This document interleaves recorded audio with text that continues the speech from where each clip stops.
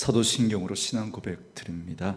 전능하사 천지를 만드신 하나님 아버지를 내가 믿사오며 그 외아들 우리 주 예수 그리스도를 믿사오니 이는 성령으로 잉태하사 동정녀 마리아에게 나시고 본도 빌라도에게 고난을 받으사 십자가에 못 박혀 죽으시고 장사한 지 사흘 만에 죽은 자 가운데서 다시 살아나시며 하늘에 오르사 전능하신 하나님 우편에 앉아 계시다가 저리로서 산자와 죽은 자를 심판하러 오시리라. 성령을 믿사오며 거룩한 공회와 성도가 서로 교통하는 것과 죄를 사하여 주시는 것과 몸이 다시 사는 것과 영원히 사는 것을 믿사옵나이다. 아멘. 이 아침에 우리에게 주시는 하나님의 말씀은 출애굽기 26장 1절로 37절 말씀까지,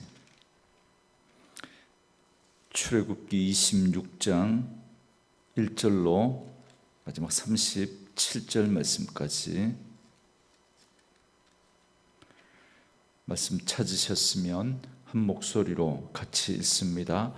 너는 성막을 만들되 가늘게 꼰 배실과 청색, 자색, 홍색 실로 그룹을 정교하게 수놓은 10폭의 휘장을 만들지니 그 폭의 길이는 28규빗, 너비는 4규빗으로 각 폭의 장단을 갖게 하고 그 휘장 5폭을 서로 연결하여 다른 5폭도 서로 연결하고 그 휘장을 이을 끝폭 가에 청색 고를 만들며 이어질 다른 끝폭 가에도 그와 같이 하고 휘장 끝폭 가에 고 신계를 달며 다른 휘장 끝폭 가에도 고 신계를 달고 그 고들을 서로 마주 보게 하고 금 갈고리 신계를 만들고 그 갈고리로 휘장을 연결하여 한 성막을 이룰지며 그 성막을 덮는 막 곧 휘장을 염소털로 만들되 11폭을 만들지며 각 폭의 길이는 30규빗, 너비는 4규빗으로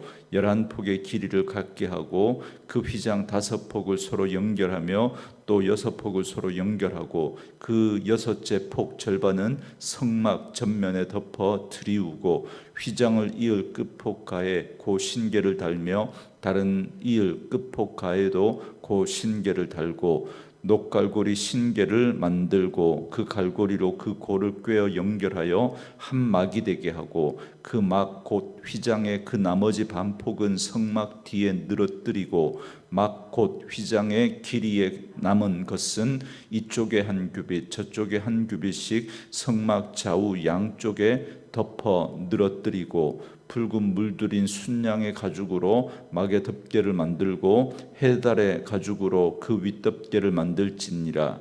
너는 조각목으로 성막을 위하여 널판을 만들어 세우되 각 판의 길이는 10규빗, 너비는 1규빗 반으로 하고 각 편에 2촉씩 내어 서로 연결하게 하되 너는 성막 널판을 다 그와 같이 하라.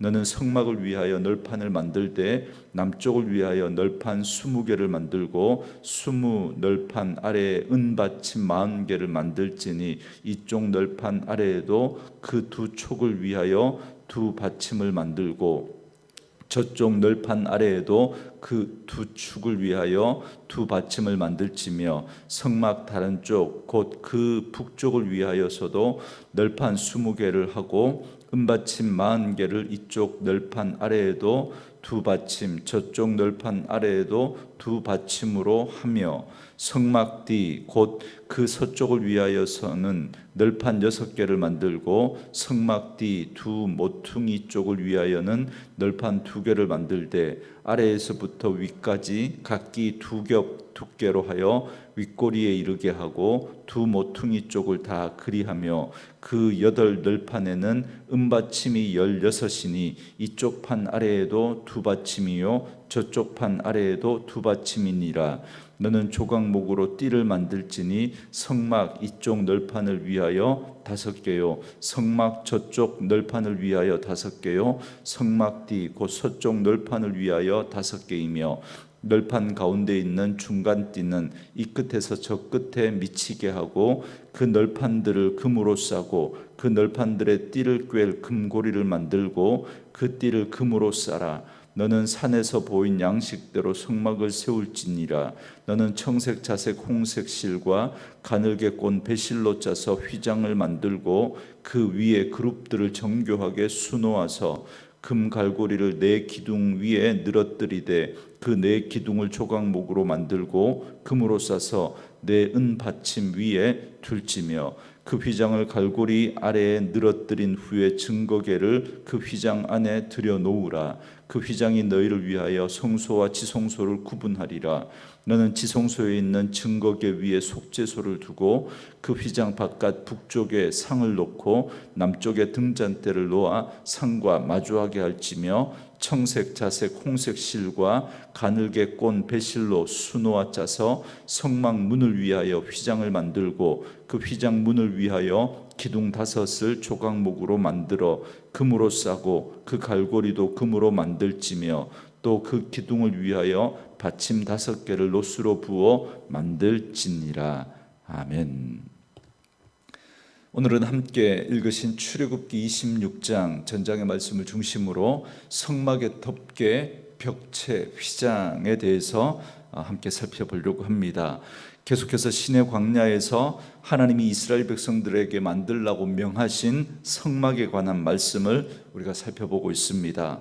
지금까지 언약궤와 진설병상 그리고 순금 등대의 양식에 대해서 말씀하셨는데요. 이제 오늘 말씀에서는 성막을 덮을 덮개와 벽체 그리고 성소 안의 휘장에 관한 말씀을 주십니다.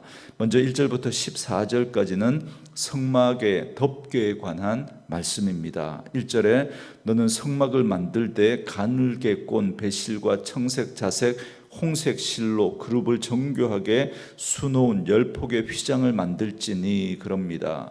성막을 덮을 휘장은 4가지를 만들어야 하는데 첫 번째는 가늘게 꼰 흰색 배실에 청색, 자색, 홍색 실로 그룹을 수놓은 10폭의 휘장입니다. 2절에 보면 그 폭은 모두 28규빗, 너비는 4규빗입니다. 어제 말씀드린 대로 한 규빗을 50cm라고 한다면 세로가 14m, 가로는 2m, 이렇게 긴 직사각형 모양입니다. 이걸 또 10폭을 만들려고 했으니까 폭 2m짜리 10개를 이으면 20m가 되는 겁니다. 이것이 성막을 덮는 천장 덮개입니다. 그러니까 성막에 들어가서 쳐다보면 그 천장에 보이는 덮개가 이 첫 번째 덮개인 거죠. 그리고 그 다음에 이 첫 번째 덮개를 덮을 두 번째 덮개입니다. 7절에 그 성막을 덮는 막 곧 휘장을 염소털로 만들되 11폭을 만들지며 그럽니다. 두 번째 덮개는 염소털로 만드는데 이번에는 첫 번째 덮개보다 한 개 더 많은 11폭을 만들게 하십니다. 그리고 또 8절에 보면 첫 번째 덮개보다 길이도 2규빗이나 더 길어진 30규빗입니다. 그래서 두 번째 덮개는 첫 번째 덮개보다 길이가 1m, 폭이 2m 길어진 길이가 15m, 폭이 22m입니다. 이걸 그 첫 번째 덮개 위에 덮는 거죠. 그리고 세 번째, 네 번째 덮개를 만들었습니다. 14절에 붉은 물들인 순양의 가죽으로 막의 덮개를 만들고 해달의 가죽으로 그 윗덮개를 만들지니라 그럽니다. 세 번째 덮개는 붉은 물들인 순양의 가죽으로 만들었고 네 번째 덮개는 해달의 가죽으로 만들었습니다. 이 덮개들은 모두 첫 번째와 두 번째 덮개를 보호하기 위한 것으로 그 크기는 정확하게 나와 있지 않지만 분명한 건 두 번째 덮개와 같거나 아니면 더 컸겠죠. 그리고 네 번째 덮개의 재료인 우리말로 해달이라고 번역된 이 짐승은 정확히 어떤 짐승인지는 확실하지가 않습니다. 다만 바다 생물일 것으로 그렇게 생각합니다. 그래서 밤에 이슬이 내릴 때 텐트의 방수 역할을 하는 어떤 그런 역할이었을 것으로 추정합니다. 여러분, 성막은 장래의 성전의 틀이 됩니다. 그리고 그 성전은 또한 인간의 구원을 위해 오신 메시아를 상징적으로 보여주는 모형이죠. 그렇기 때문에 이 성막의 구조와 기구 그리고 재료와 같은 것들은 각각의 의미가 있습니다. 다 예수님을 상징적으로 보여주는 그러한 것들이라고 할 수 있습니다. 그래서 먼저 첫 번째 덮개는 성막의 천장에 해당하죠. 그래서 그 성막 안에 들어가서 쳐다보면 보이는 부분입니다. 거기에 그룹들, 천사의 모습이 수놓아져 있습니다. 이 밖에서는 볼 수 없습니다. 오로지 성막 안에 들어가서만 볼 수가 있는 거죠. 이건 교회 밖에 있는 사람들은 하나님의 위엄과 하나님의 영광을 볼 수 없음을 의미합니다. 성막 안으로 들어와야만, 교회 안으로 들어와야만 이 아름다움과 영광을 볼 수 있습니다. 그렇지 않고서는 누구도 하늘의 영광을 알 수 없습니다. 그리고 두 번째 덮개는 염소털로 짜여져 있습니다. 이스라엘 백성들이 가장 쉽게 구할 수 있는 재료가 바로 이 염소털입니다. 이 염소털로 짜인 이 덮개는 더위와 추위를 막아주는 역할을 했습니다. 여러분, 중동의 그 광야의 한낮의 온도가 50도까지 올라간다고 합니다. 그래서 이 두꺼운 염소털로 짠 휘장 때문에 성소 안은 시원했고, 또 반면에 밤에는 영하 10도 이하로 온도가 내려가기도 합니다.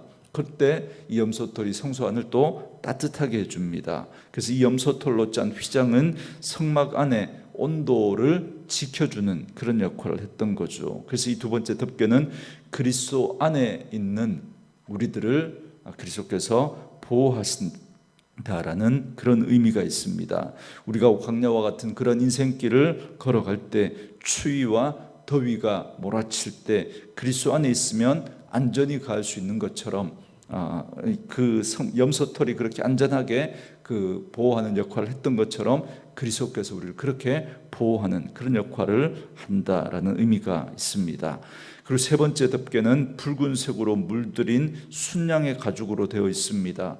여러분, 순양의 가죽은 비와 태양을 막는 역할을 합니다. 광야의 뜨거운 햇빛에 노출되면 여러분 얼마 못 가서 다 썩어버립니다.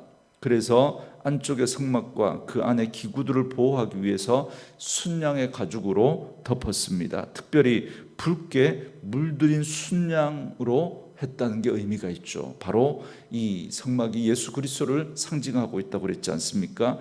그리스도의 희생을 아주 잘 보여주는 것입니다. 그래서 이 양의 희생으로 이 가죽은 양의 희생으로 만들어질 수밖에 없는 거죠. 그래서 그 희생을 의미해서 붉게 물들였습니다. 그러므로 붉게 물들인 이 순양의 가죽은 바로 예수 그리스도께서 우리의 구원을 위해서 십자가에서 죽으신 그 희생을 상징적으로 보여주는 것입니다.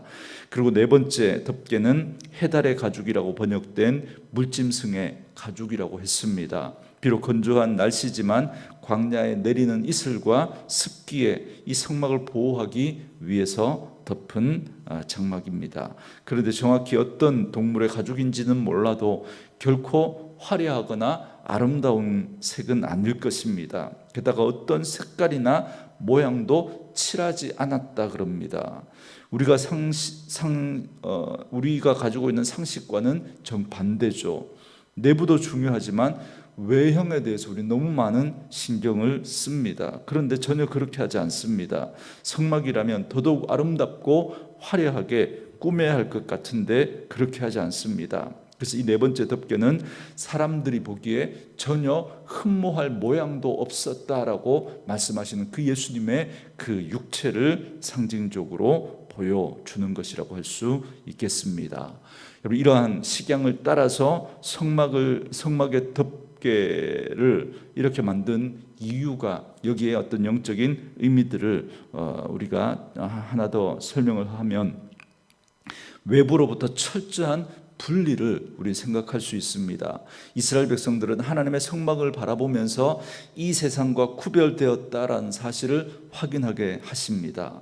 하나님의 백성은 고귀함과 정결함을 항상 유지해야 합니다. 외부의 어떤 변화와 환난 중에도 견고하게 지키고 또 보호하시는 하나님의 그 보호하심을 또한 우리는 이 성막의 이 덮개를 바라보면서 깨달을 수 있습니다.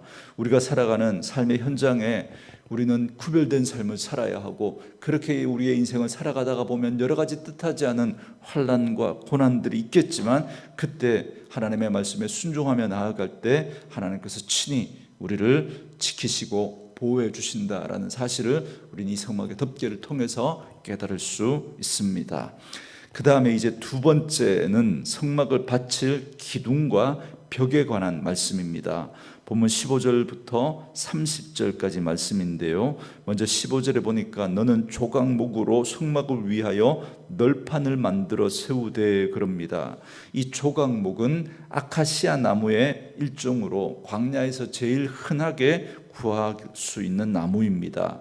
이 나무로 널판을 만들어 세우라고 했는데, 각 판은 길이는 10규빗, 너비는 1규빗 반입니다. 대략 길이가 5m, 너비는 0.75m입니다. 그러면 이 폭 0.75m 널판 20개를 이어서 벽을 세웠으니까 성막의 좌우측 벽의 길이는 약 15m 정도가 됩니다.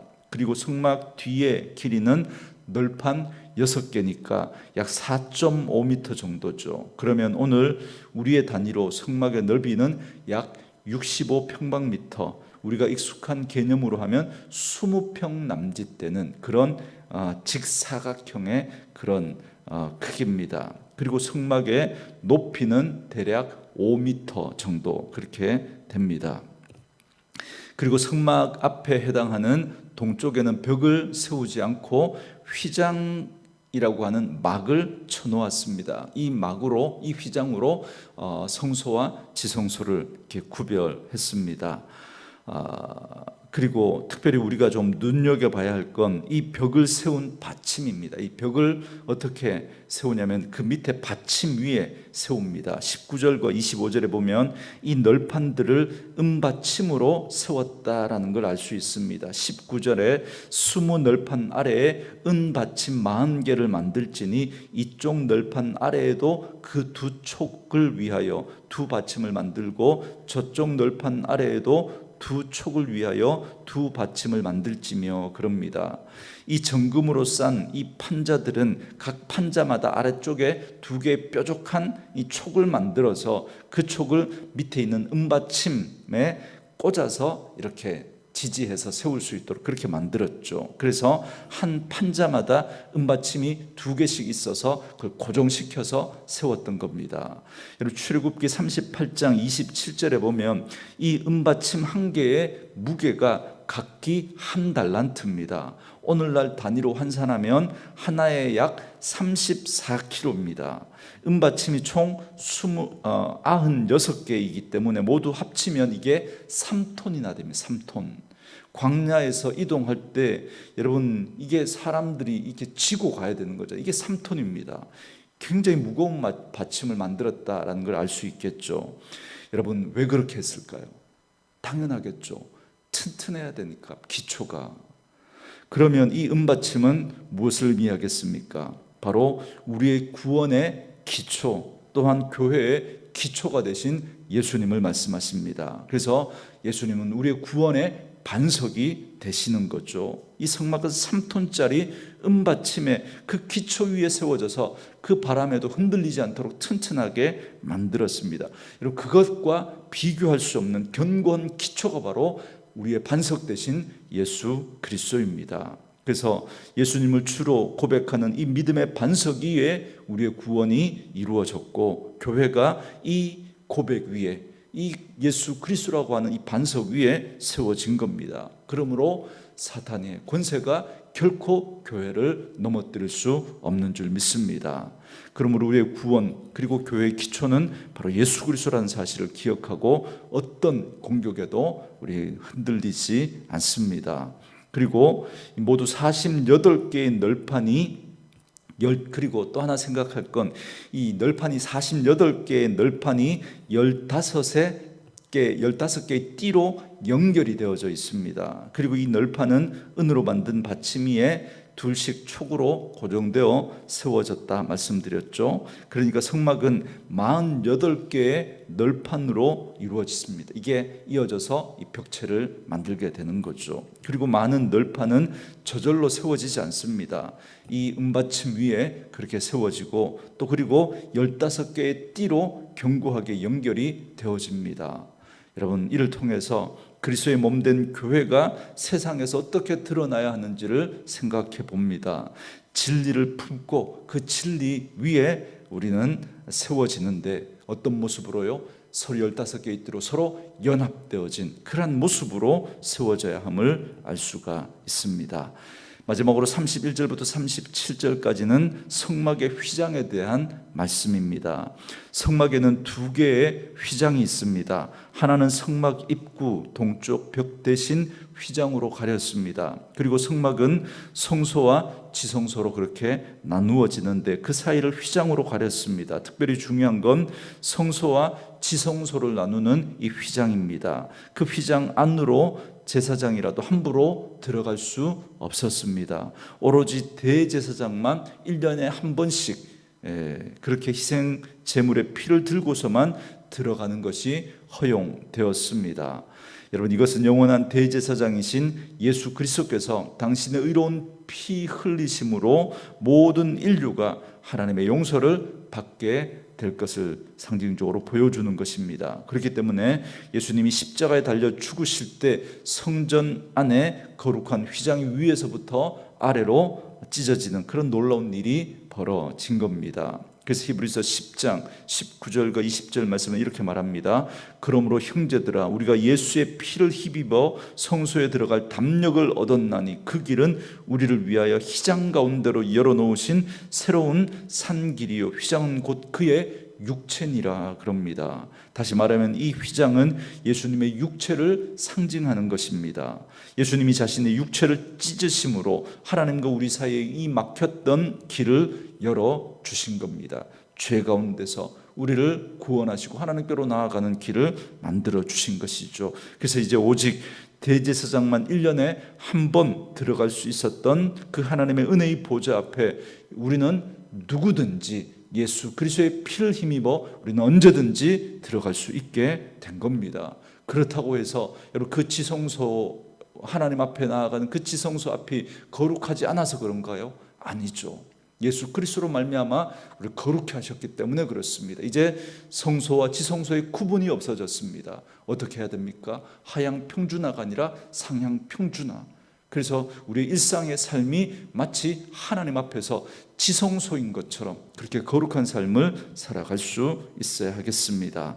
그러므로 오늘 성막의 모양에 담겨져 있는 우리를 향한 구원의 계획, 그리고 하나님의 놀라운 은총을 생각하면서 우리의 구원이 바로 이런 오묘한 하나님의 뜻과 섭리 가운데 이루어졌음을 기억하고 그 속에서 우리는 예수 그리스도의 그 십자가의 그 보혈의 그 피를 생각하고 우리가 하나님 앞에 담대히 나아갈 수 있게 되었다라는 사실을 기억하면서 오늘도 그 은혜에 감사하고 그런 은혜를 받은 우리들이 세상 가운데 구별된 모습으로 살아야 할 뿐만 아니라 우리의 일상의 삶을 거룩하게 살아가야 한다는 사실을 다시 한번 깨닫고 그렇게 살아가는 저와 여러분 되어줄 수 있기를 주님의 이름으로 축원합니다. 주신 말씀 묵상하면서 우리 이 찬양 들으시면서 함께 기도하는 시간 갖겠습니다.